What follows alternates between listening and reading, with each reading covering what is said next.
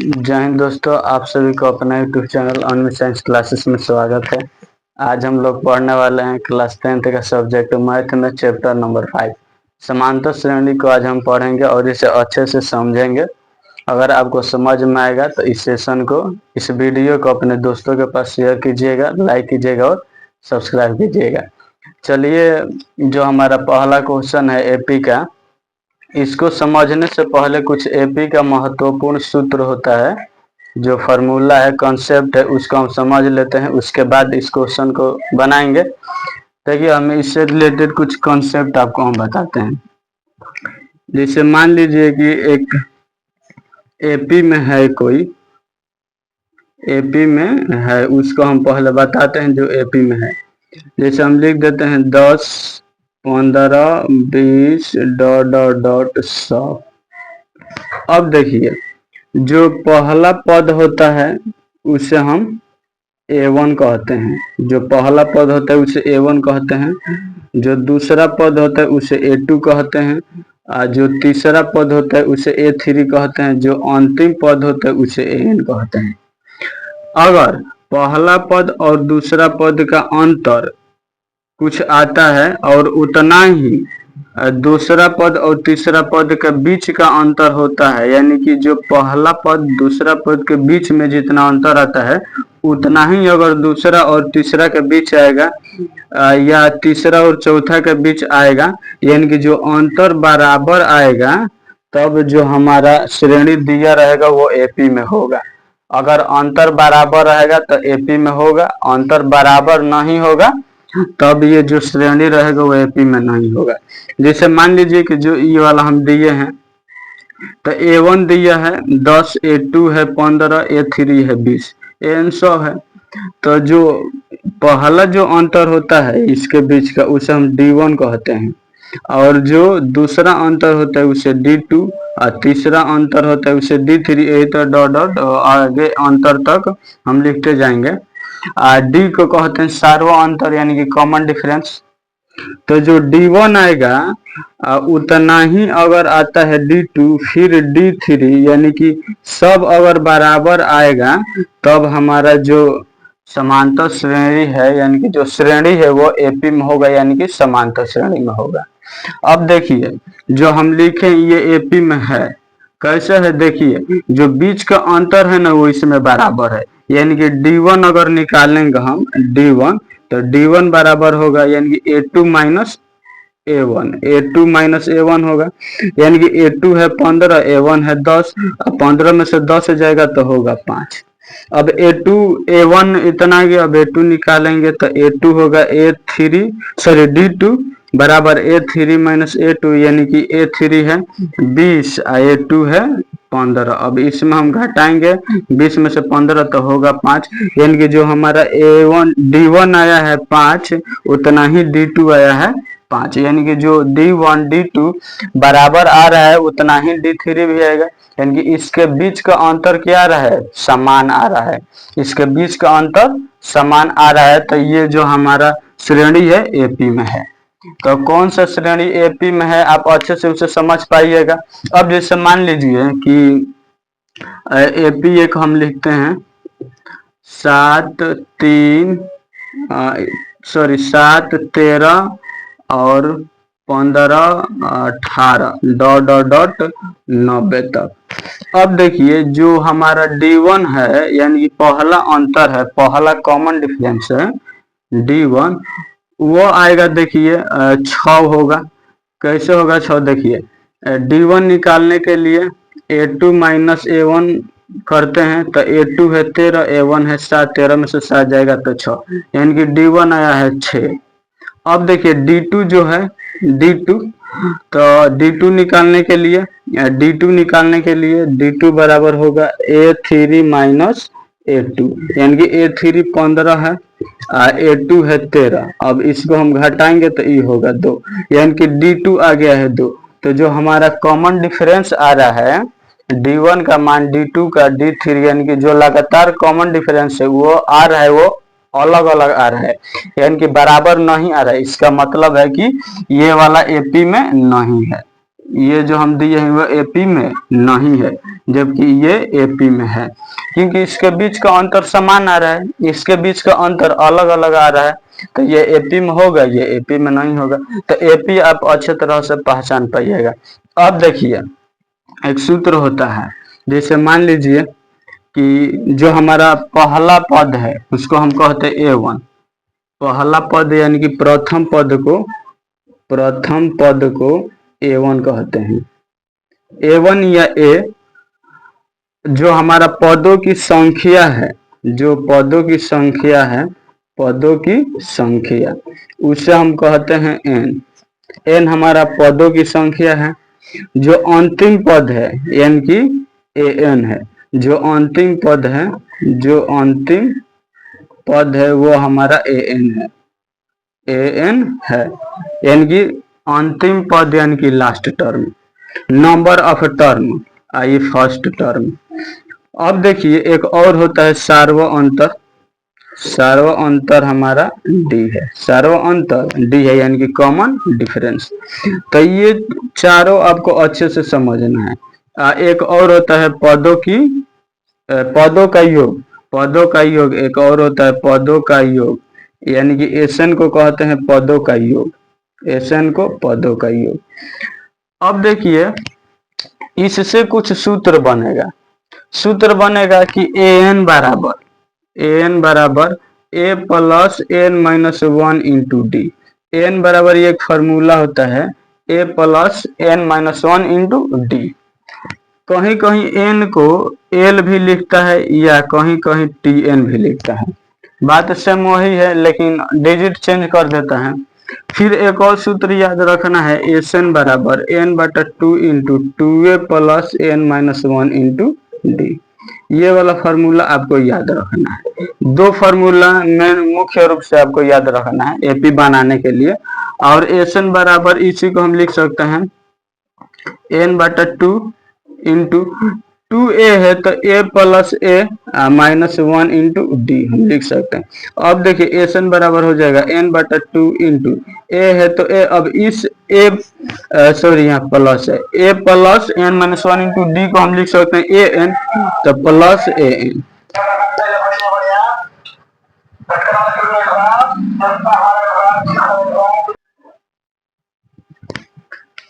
अब इस a plus n minus one into d के जगह पर लिख सकते हैं ए एन, यानी कि एस एन बराबर एन बटा two into A plus a N, ये हमारा फार्मूला हो जाएगा।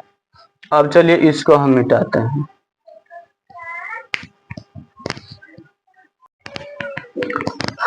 चलिए अब क्वेश्चन को सॉल्व करते हैं। आपको एक फार्मूला याद रखना है, उसी से ही सारा क्वेश्चन बन जाएगा। अभी जस्ट बताए हैं फार्मूला। फार्मूला हमारा है ए एन बराबर a plus n minus one into d. A n बराबर a plus n minus one into d. A n बराबर a plus n minus one into d. इसी से हमारा ये वाला जो क्वेश्चन नंबर फर्स्ट का 5 क्वेश्चन है वो इसी पर बन जाएगा आसानी से। ए एन बराबर a plus n minus one into d. A n हमारा अंतिम पद है, ए हमारा प्रथम पद है, एन पदों का योग है और डी हमारा सार्व अंतर है।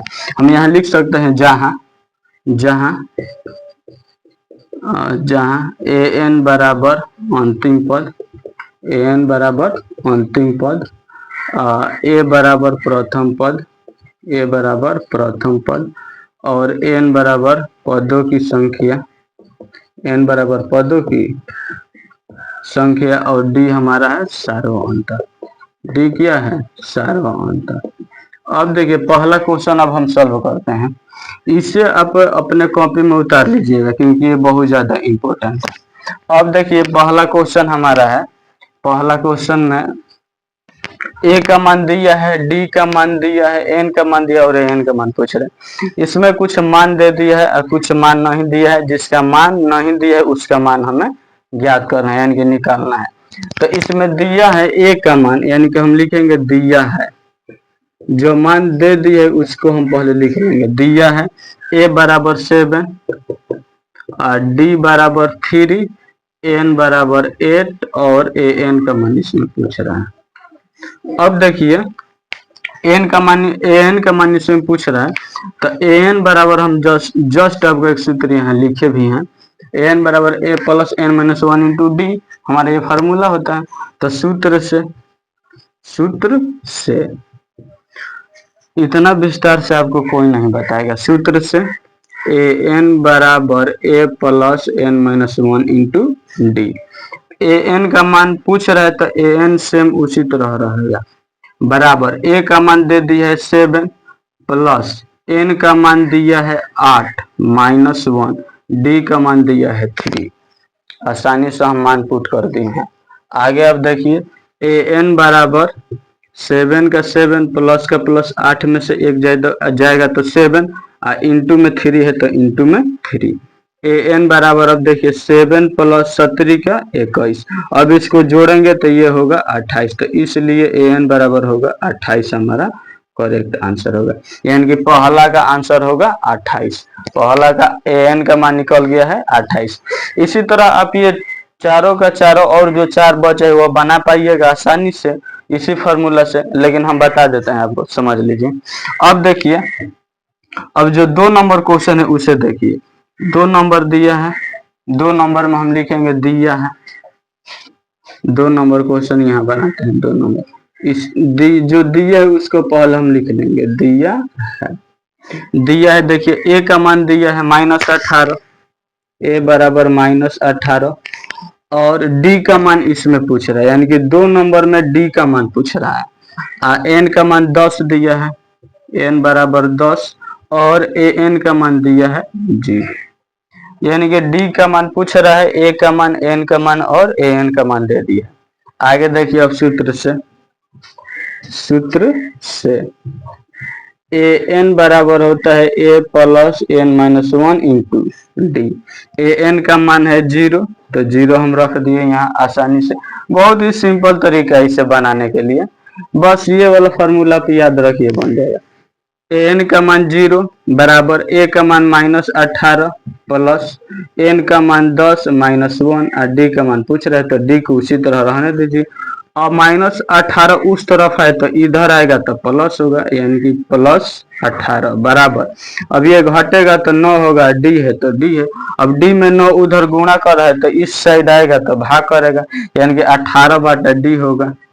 18 बाटा 9 होगा, और इधर बचेगा डी। अब जब हम 9 से इस 18 में भाग करेंगे तो ये 2 मत में कटेगा। 9 से 18 में भाग करेंगे तो 2 मत में कटेगा, इसलिए डी बराबर 2 आंसर। डी का मान हमारा होगा 2। सिंपल क्वेश्चन है। अब देखिए 3 नंबर में ए का मान पूछ रहा है, तीसरा में ए का मान पूछ रहा है, डी का मान दे दिया है, एन का मान भी दे दिया है, ए एन का मान दे दिया है। चलिए 3 नंबर क्वेश्चन हम यहाँ सोल्व करते हैं। तीसरा में देखिए दिया है ए का मान इसमें पूछ रहा है, और दिया है डी का मान -3, यानी कि डी बराबर -3 और एन बराबर 18, और ए एन बराबर -5, ए एन बराबर -5। इसमें ए का मान पूछ रहा है, ए का मान इसमें पूछ रहा है।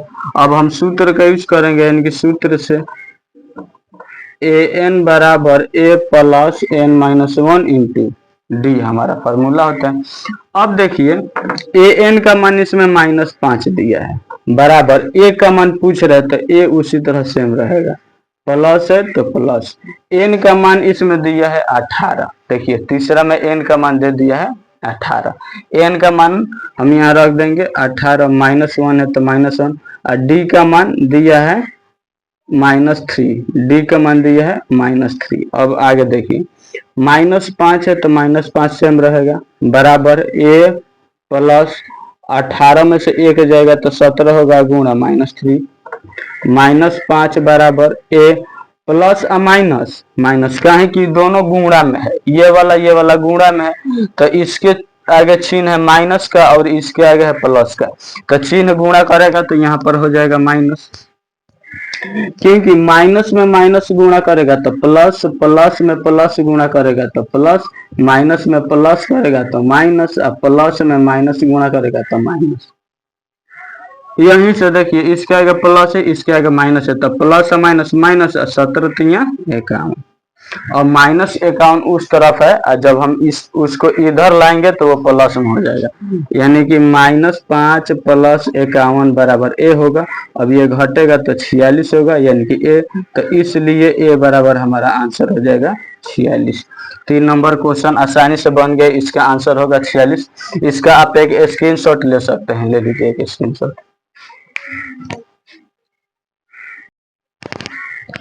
चलिए अब 4 नंबर क्वेश्चन सॉल्व करते हैं। 4 नंबर में देखते हैं क्या दिया है। 4 में लिखेंगे दिया है क्वेश्चन नंबर 4, ए का मान दे दिया है -18.9, डी का मान दिया है 2.5 और एन का मान इसमें पूछ रहा है, एन का मान दिया है 3.6। अब इसमें हम सूत्र का यूज करेंगे, यानी कि सूत्र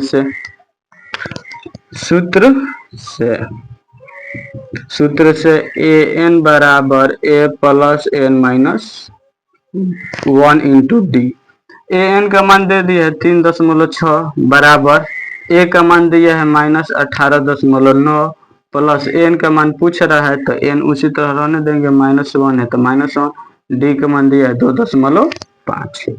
अब देखिए 3.6 बराबर -18.9 है, तो बराबर का उस साइड माइनस में है तो इधर आएगा तो प्लस में हो जाएगा, यानी कि +18.9 बराबर, ये जो कहते हैं हम उतार देंगे, n-1 इंटू 2.5। अब इसको हम जोड़ेंगे तो 9 6 15 के 5 3 8 11 1 हासिल 12 का 2 1 1 हासिल 2, एक दशमलव के बाद एक अंक है तो दशमलव के बाद एक अंक। अब इधर जो कहते हैं n-1 इंटू 2.5। अब देखिए जो 2.5 उस तरफ गुणा में है तो बराबर के इस साइड आएगा तो भाग में होगा, जो उस तरफ गुणा में रहता है इधर आता है तो भाग में, अगर इधर भाग में है तो उधर जाएगा तो गुणा में होगा, यानी कि 22.5 बाटा 2.5 बराबर n-1। अब देखिए दशमलव के बाद एक अंक है, ऊपर भी दशमलव के बाद एक अंक है तो दशमलव दशमलव कट जाएगा, और 25 से 225 में भाग करेंगे तो 9 मत में कट जाएगा, यानी कि 9 बराबर होगा n-1, यानी कि -1 उस तरफ है तो इधर आएगा तो +1 हो जाएगा, यानी कि 9 + 1 बराबर n, तो इसलिए n का मान होगा 10वां पद। n का मान होगा 10वां पद, हमारा n का मान निकल गया।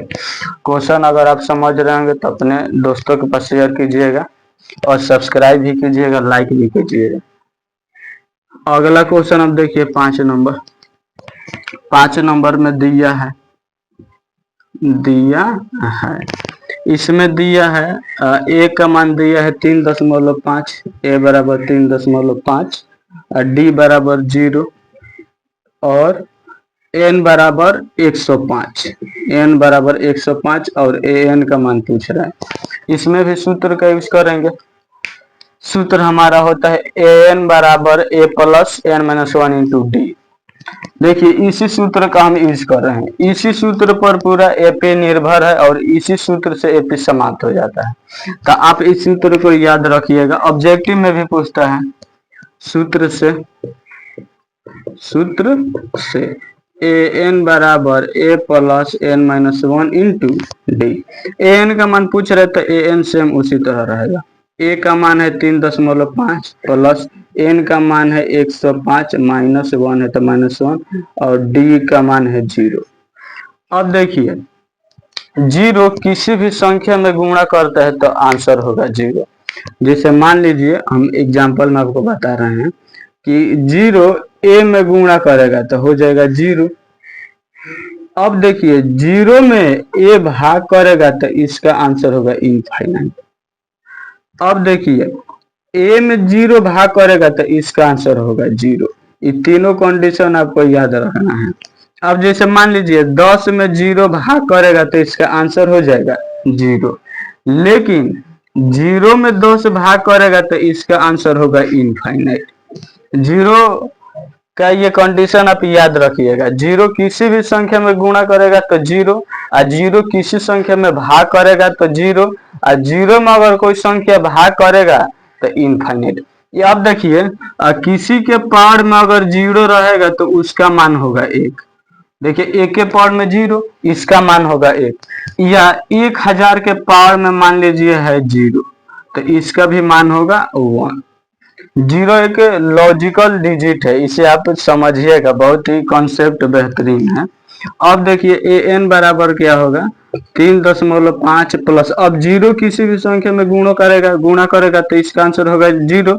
अब ए एन बराबर ये जोड़ेंगे तो 3.5 में 0 जोड़ेंगे तो 3.5 होगा, तो इसलिए ए एन बराबर 3.5। अब हमारे ये क्वेश्चन पूरा आसानी से समाप्त हो गया।